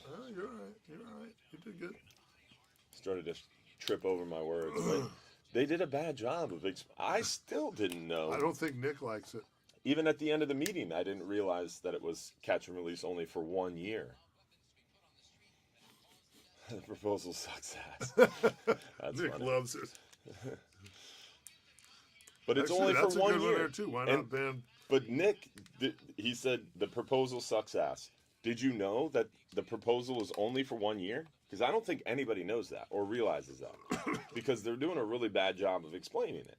I don't know, but why do you think that proposal sucks? Because when you hear catch and release only on snook, they don't say, "Oh, it's for 1 year." All right. So if you're worried about a downtrend in indices, a decrease showing that potentially snook are going to a bad place, and you guys want to be ultra conservative, and you want to just make sure snook are okay, and an ultra conservative step is, hey, we're going to close it for a year so we can look into this more and figure out why it's downtrending. If they said it that way, hey, we're going to do it for a year, not, oh, we're going to close snook and make them catch and release only in Tampa Bay. That's a really bad job of explaining it. Fair enough. It's not what you say, it's how you say it. 100%. So if they were saying, hey, guys, we're seeing this huge downtrend in indices, the lowest it's been since we had the worst snook kill-off in history, we're going to just make sure we're extra cautious. We're going to make snook catch and release only for a year until we figure out what's going on. In Tampa Bay, we've had serious decreases in seagrass. We've had really bad water. We've had a lot of spills. They keep having a lot of spills. We just had another big spill. And we have a bunch of guides, and not a bunch of guides, but we have some people saying that we should make snook catch and release only. So because of stakeholder input, because of water quality issues, because of seagrass loss, and because the trends in abundance are decreasing, let's be cautious and close it for a year and see what happens. It's give us more time to get more science. If they said it like that, a lot more people would be like, I guess that kind of makes sense, instead of this huge up in arms that we're seeing right now. Because I came into it up in arms. I was like, this doesn't make any sense. Why are you talking about closing it? Well, and I just think the reality of what the fishery looks like is missing on 98% of the anglers. Yeah. You got Nick on here, who's super passionate, super fishy, saying, that this we've got a pile of snook. Well, you and I need to fish together, bro. Or what I'd like to tell you is we do have a pile of snook. All them bitches are that big. Yeah. And that's a problem. Yeah, we need some bigger snook. I mean, they're not. What happens is there's so many anglers on the water. When those fish get to legal size and get caught, they get killed. And if we're not already killing them from the bad water, I think had they left it closed when they left Charlotte Harbor closed, had they left us closed, our fishery would be in a lot better shape today. Although we've had water issues that they haven't had here recently too. So the person's point about the bad water, about the pollution in the water, that's part of it. There's no doubt about that. There's no doubt about that. Yeah. And I'll tell you what else we've seen, and I'm tired of seeing too, all week long. I'm tired of the manatees, bro. Them bitches are everywhere. They're everywhere. Like every time we turn around, I had two up in my boat, like just chilling by the boat. Like, I'm like, dude, I could reach down there and pet them. Dude, the manatees have been crazy lately. Crazy. We've got active dolphins, tons of manatees, flamingos, dolphin watching nature cruise and eco tours daily at Hubbard's Marina. 135. Book your trip today. Book now. Yeah. Them bitches are everywhere, bro. But Jack Edgar, just before we start, I was making a jab at Mike about the FDA. He was the one who was all supporting the FDA, not me. He was like, do you trust the government, Dylan? The FDA doesn't matter. Manatee steaks. I hear they're great.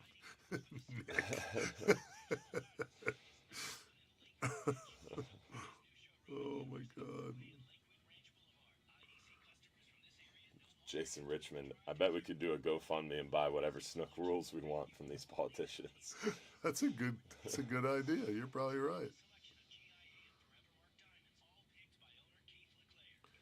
These clean clowns had their way. All their fishing would be catch and release.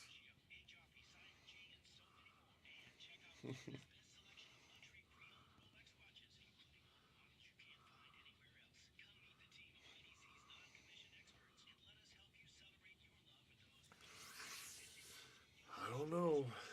Yeah. It's interesting. It's interesting for sure. We have a commissioner now, an FWC commissioner from Tampa. So it'll be interesting to see his input on this. He's a what? We have a commissioner now who's from Tampa. Oh, okay. Yeah, the newest FWC commissioner lives in Tampa. So, nice guy too. Preston, I forget.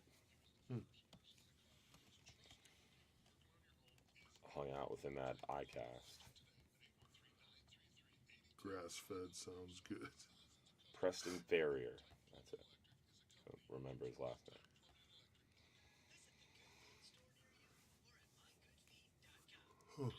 Good feet store. I need to go up there. I think I worn mine out already. They were like, "Oh, you probably need to come once a year or so and get new ones." Yeah. I think I worn mine out already. You might have. Yeah. Walking on them a lot. I love them things. Extra weight too. Now you're light as a feather.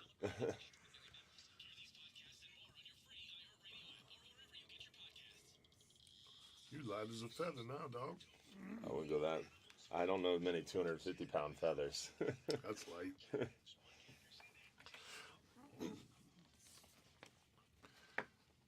Welcome back. Put another shout out here for our good friends at Affordable Roofing Systems. Again, shingle, metal, tile, flat roof, doesn't matter. They're your safest choice for repairs or replacements. With over 3 decades of roofing experience, they just did D Hub's roof at his house. They had a great experience. You'll have a great experience as well. Give them a call today, 1-888-397-ROOF. Get you a free estimate or visit them online at affordableroofingflorida.com. It's good stuff. Great people. Yeah, no doubt. I want to put a shout out too to our good friends over at Power Pucks. If you haven't seen these things yet, they are super, super cool. They're the world's first power-supplied trolling motor quick release bracket. What it does is it eliminates, you know how you have your trolling motor on the front of your boat, you got the plug running in the hatch up front or something. You're constantly dealing with corrosion. You're constantly hooking things on those plugs. All that stuff is gone. No more corrosion, no more issues, no more running across the bay and the plug comes loose and you got to reach in there and tighten the plug back up so you can get your power going to your trolling motor.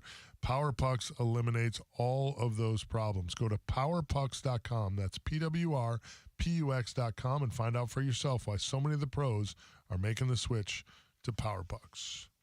It's good stuff. So snook. Back to catch and release only. Let's go back to snook fishing. And they're talking about adding September to the closures for Charlotte Harbor. See, I just make people mad because, you know, I'm a believer in the catch and release. I think it comes down to how you prosecute the fishery. And I think there needs to be a bigger discussion about how you prosecute the fishery, because ultimately people want different things, right? I mean, people want different things out of the fishery, right? And ultimately you have to manage to those things. And we have so many more users. Like in federal waters, there is a cap on how many for-hire guides can prosecute that fishery. And inshore, there's not. And it's just a growing number of individuals.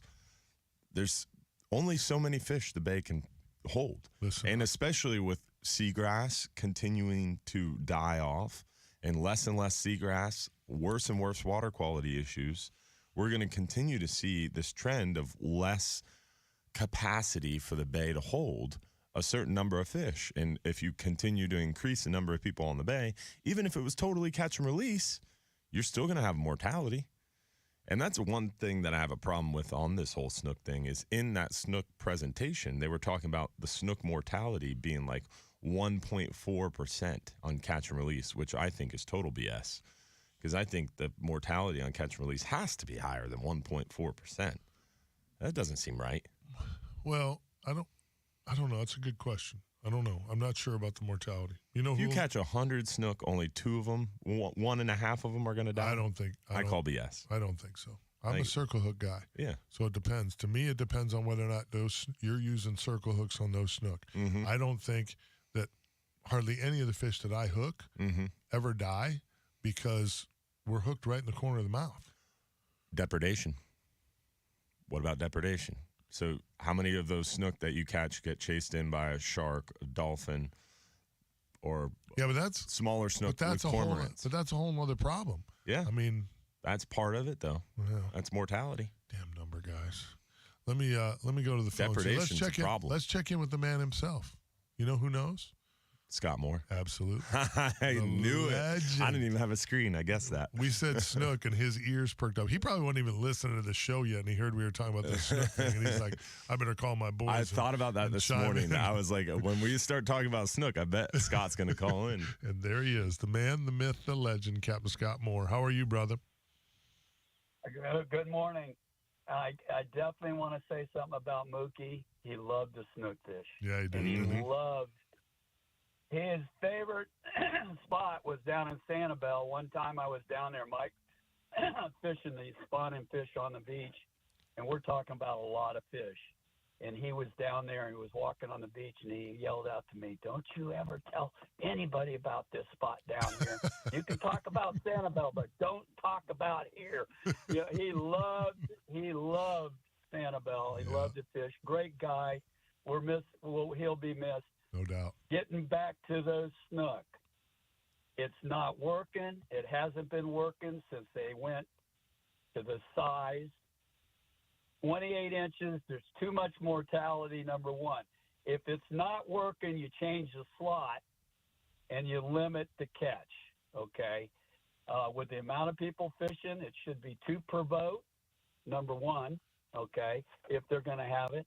And they definitely need to pull it down on this coast 26 to 30 inches or do something different with that slot. That slot is not working. It is not working. And we've experienced this with amberjack. So amberjack, for example, they keep continuing to increase the minimum size limit. Now there's some people pushing for a 36-inch minimum size limit. And cobia, we're seeing the same thing. They're pushing a higher and higher size limit. And what I think you're saying, Scott, is basically when you have a minimum size limit that's so high, for example, let's say it's 30 inches. I think it's 28 on snook, right? Yeah. So if you're catching that 28-inch fish to bring it up to measure, that's a big fish. You're dragging that up on the rocks or trying to bring it in the boat. You're having more mortality because it's a bigger fish. If it was a smaller limit, you'd have less mortality, is what you're saying, Scott? Yeah, and remember that is also we're harvesting all the female fish. I think that's the big issue right there. We got too many. We're too close to that. Yeah. SPR real high, 45% SPR, but it's not working. It's not working. Whatever they're doing is not working. I don't know. What's interesting to me is the cautious approach by FWC on snook, unlike any other fish. So these SPR limits or spawning potential ratio limits, the management target is 40% for snook. For another fish, like, for example, red snapper, which is a hugely sought-after fish. Everybody likes catching red snapper. Everybody talks about red snapper. You know what the SBR target for red snapper is? 26%. So we're literally almost double. The conservative approach is almost doubled on snook. I mean, we go from a 26% target to 40%. But don't you think? And we're above it. We're above it. Don't you think that, Scott, that's got to have something to do with the access to snook, and then B, the popularity of that fish inshore. So many more people can afford an inshore charter. But how many people say, "Oh, there's red snapper everywhere. There's red snapper everywhere." Yeah, but we can't get away from red snapper. The number of your offshore guys that doesn't compare to the you got guys catching. I'm just pointing it out there. On every pier, on every beach, and every wade fisherman, every kayak fisherman. But you just brought up another point. Is Scott just mentioned it, and I've thought about this too. Is the 2 fish per boat limit, the vessel limit that they're talking about? That's another thing that they're adding on in the snook conversation is the potential of doing a two per boat vessel limit. But that doesn't stop the pier angler. No, it doesn't. You can bring 10 people to the pier, and you can each keep your own bag limit. I agree. But you put those 10 people on a boat, now they're only allowed 2. Right. And how many more people are catching snook? I've never caught a snook off a boat in the last 4 years, but I've caught a lot of them off a dock. And actually, they're catching the quality. Yep, they're catching the quality fish off the piers too. Sure, better believe it. What's happened with the pressure on the flats? There may be a push of fish.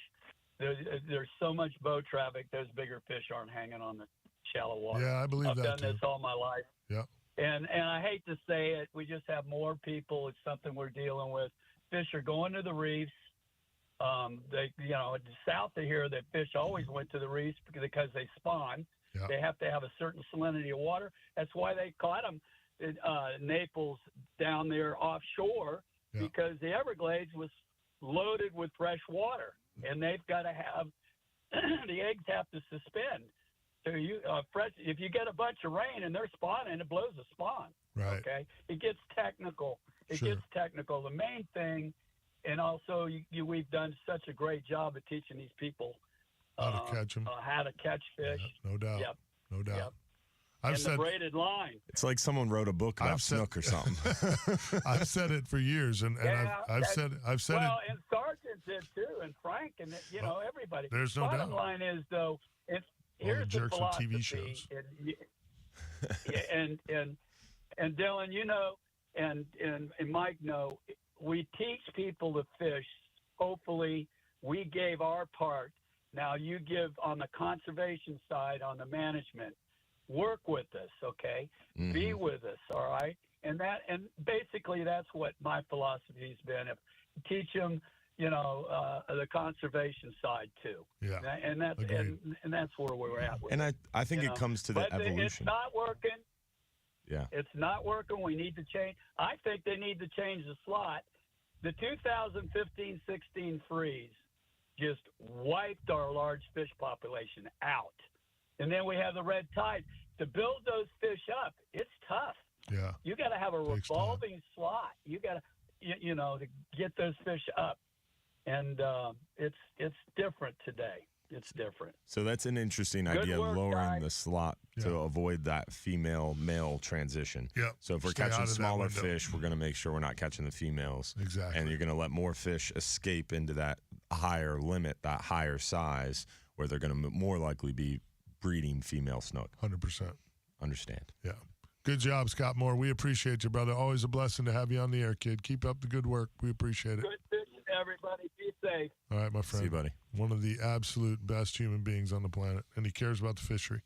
And like we were saying, I've said it for years. It's too many dolphin. All those snook. jack wagons with radio shows and TV shows teaching everybody how to catch them.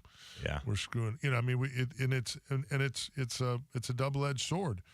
And here's the other thing. I believe this is what's going on with the FWC. The economic impact of this fishery, of all of the state of Florida's fisheries to the economy of Florida is so big, it's so large, that a lot of times that's what they're thinking about. Mm-hmm. That's why it seems like there isn't this big push. Mm-hmm. I've said for years, the minute you think there's a problem, shut it down. Yeah. I don't care what it is. If it's red snapper and by golly, numbers are telling you, science is telling us they're in trouble, shut it down. What are we doing? Mm-hmm. So, snook is a problem. How should we handle it? Don't spank your children, blah, blah, blah. Shut it down. Yeah. There's a problem. Shut it down. My concern with that is you're on a slippery slope with the subjective arguments, and then going catch and release only is you're not far away from, if you allow social science to dominate it and you're making decisions just based on subjective feelings of, we feel this fishery isn't how it should be, or we feel that it's in trouble, so let's shut it down. Let's make it catch and release only. 10 years from now, I feel like catch and release only is torturing the fish for no reason. 100%. We're not keeping any fish for our protein, so let's stop fishing totally. Listen, I've said forever, the one thing you and I have always agreed on, and can always agree on, we need to spend more money to get the science right. This fishery, our fisheries in general, offshore and inshore, I don't care what it is, I don't care what your passion is, offshore, inshore, snook, snapper, grouper, whatever it is, it's so important to the economy of Florida. Let's get it right. It's not only the science part of it is important, but then the enforcement side of it is 100%. That's a whole other piece of the puzzle. We could spend $100 billion tomorrow and have the best science ever to lead. The best science is going to lead to the greatest management. You have the best science, the greatest management. It's useless without enforcement. 100% true. Spot on, as always. Good stuff. We got one more segment here, a short one, to wrap things up. If you want to jump on, you probably should get in. 1-800-969-9352. Otherwise, we'll just wrap things up here on the other side. We'll be back. 970. Was a great segment of radio. That was a It was. I don't care what anybody And we says. had Scott Moore. Maybe you guys don't agree with me, but I think it was great. Travis has a good point in the comments. He said, we continue to develop and build, and we anglers make changes and concessions, but Department of Environmental Protection never makes concessions on development permits. They continue to go the other way. We give up something as anglers, but they continue to take it. Until our legislature gets serious about water quality and managing growth, we'll continue to regress. Travis Thompson. Yeah.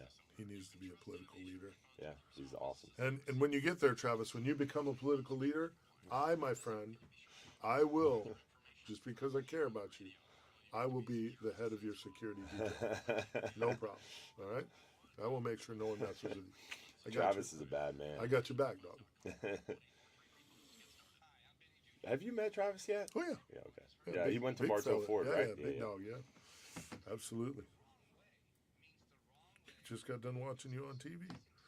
I appreciate you. Nice. Yeah. Hopefully it was a good show, brother. I don't hit the head real quick. Van Hubbard's in Salt Lake City. Oh, God. Van Hubbard's Tangled up. If Van Hubbard's in Salt Lake City, he up way too early.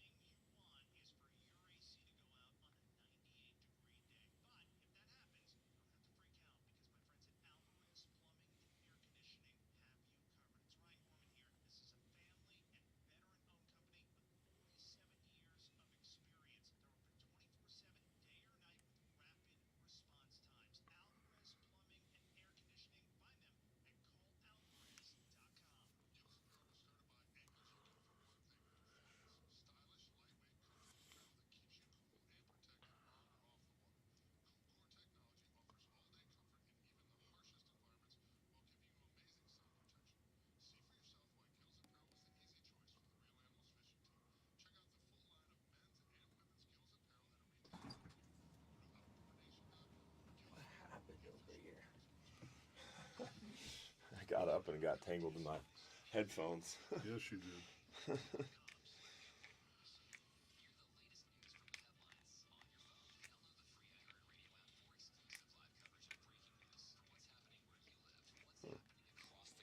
There it goes.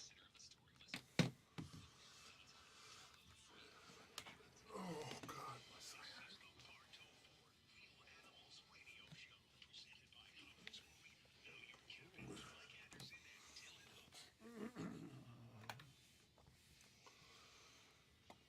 Welcome back, wrapping things up here. God, you know what? I'm just so happy. Like, seriously, dude. College football today. Alabama, Texas. I mean, just. We almost made it. Dude. Almost made it through the show. Focused on fishing. I'm seriously, the NFL kicked off on Thursday night. It was just good stuff. I'm just excited. You know what else it means? We're very, very close to me sitting in a tree. Woo! I know that it's exciting because hogfish season's here. You just keep steering it back to you, buddy. Yeah. Yeah, it's hogfish season's all about here. Dylan. Sheep's head are showing up. The fishing, the gag fishing is insane. The water right temp now. coming down is really nice. The bite's been so good. Although I'd still like to see some more redfish. I think the bite's been stupid good. It has, offshore, has been inshore, good, yes. near shore, it does not matter. And there's not a lot of people around right now. It's crazy. That's true. Super light loads. Just this is the time. Whether you're on, if you have your own boat and you want to go offshore, Red Snapper's open every weekend. Right. September, October, and November.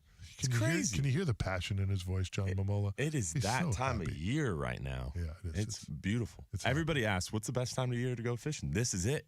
It's now.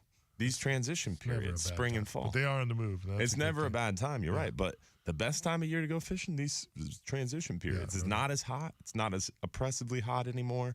It's not cold. We haven't had hardened down cold fronts yet. At one point, I wasn't sure we were going to get through the heat. Like, I thought this may never end. Like, am I the only person? Like, it was so hot there for a while. Dude, that I thought, love it. We may die. Like, this may never, we may not live through this. I think every year in August I should go to Austin, Texas again, because that was like I was there with you. I was like, this is ridiculous. It's too hot. I mean, I'm dying. I went to Austin, Texas. It was like 120 degrees there. It was stupid. When I came back to Florida, it was like 96 and humid as heck. I was so happy to be back. I was like, this is nice. Yeah, you get out I west, love this. You get out west and it dries out a little bit. It was terrible. Well, I don't know how people survive. When I was in the Air Force, we did some temporary duty assignments out at Nellis Air Force Base in Las Vegas in the summertime. Yeah, people talk about Florida's humidity. I love it. I can't survive without it. I don't know if I love it. I love it. But back sweat rolling at 5 a.m. on the walk to the truck from the house. It's great. I'm home. Yeah. He's a weird cat. but now it's kind of chilly. I like it, dude. I really do. Chilly in the morning. This time of year. I do love it this time of year. This is it. This is what we look forward to, guys. Yeah. This is why we live in Florida. Yeah, it's happening. It's a special time, and we live in a special place, and that's the cool part about it, you know. So fall is in the air, and things are happening. Fish are moving. It's crazy. Yeah, we got tournaments coming up. We got the big CCL release challenge coming up on the 23rd. We've got a bunch of great seminars coming your way. October 3rd at Bartow Ford. You're gonna have free food, free drinks. Yeah. It's gonna be a great time. Yeah, it's just there's so much good stuff going on, and it's good stuff for sure. Again, I want to put shout out, thoughts and prayers out to the family of Michael Mookie Wilson from the Lakeland Ledger, our good friend, the Mookster. We're thinking about him and his family for sure this morning. Again, I also know Jay Plastic and that group had a get together on Wednesday over at Hula Bay for Jim Plastic. So still thinking about that family as well. So it's all good stuff. Yeah, man. Lots of loss. Yeah. Man. No doubt about it. But lots to be happy for. And again, we're coming up on the new moon. That incoming tide bite should fire off big time, and especially early in the morning. Yeah. The tides this week just look absolutely amazing. Yeah. It's going to be a great week of fishing. Can't emphasize it enough. I'm with you. I'm excited. I'm supposed to film at South Seas with Ozzie Fisher on Monday. I've got trips this week. I'm excited to get on the water. So the 39-hour just texted me. They got 40 head of gag groupers so far. They started fishing at 1 a.m. They've only been fishing about 7 hours and caught 40 head of gag groupers so far. Nice. I love this new technology that they can text me from the boat. He is passionate. John Momola, thank you, my brother. Good luck tomorrow. I mean it. He doesn't need luck. He probably doesn't. I don't know anything about football. I wish I could say the same. You're not up for it. You just can't do it. I'm not doing it. You get nothing. I'm just going to throw jabs indiscriminately. Packer fan. I get it. It's all good. It's all good. Listen, everybody, enjoy your weekend. Please be safe. Be sure to check us out tomorrow morning, 7 a.m. to 9 a.m. We'll have the whole team in there, myself, Mr. Mahoney, Big Ben Marshall. We'll be talking fishing on the Team Mahoney Company Real Animals radio show over there on 95.3 WDAE and AM 620. So if we didn't offend you or get your fill of fish talk. Hopefully we did. That means it was a good show. We probably did. But be sure to check us out tomorrow morning. It'll be another good one. Tight lines, everybody. Have a great weekend. And don't forget, if you're too busy to go fishing, you're just too darn busy. Too darn busy. Tight lines. That flew by. Nice. That flew by. Nailed it. Yeah. Thanks for watching, y'all. Hopefully, we'll see you tomorrow. Not our best show, but hey. We'll get them next time. 7 to 9 a.m. tomorrow for the Real Animals Sunday on 620 WDAE and also here on the Real Animals Facebook page as well. So hopefully we'll see you tomorrow night for the live stream show. Got a special one lined up for you tomorrow night. We have Tom Verdansky from the Old Salts. President Tom. El Presidente. So we got Tom Verdansky from Old Salts joining us. And then the following week, we've got Return 'em right, Nick Haddad joining us on the live stream show. So lots of star-studded guests. You can. You can call in and say hi to Tom. Yeah, Mr. Verdansky. So definitely don't forget to check out the live stream shows every Sunday night, 7:30 p.m. Hopefully we'll see you next week for another Real Animals radio show every Saturday, 6 to 8 a.m. Make sure you mark down October 3rd as well. Myself and Capt Mike are going to be at Bartow Ford from 6 to 8, eating some devil crab. Oh, yeah. Some Cubans, some drinking some water, soda, all that good stuff, all provided. Plus, Real Animal swag. You've got the Ingo coolers, the Bull Bay rods. I'm going to bring some Hubbard's Marina swag with me, too. So don't miss out. October 3rd, 6 to 8 p.m. It's a great week. It really is. New moon. It's the time of year is phenomenal. Like Dylan, has been preaching here for the last 20 minutes. It's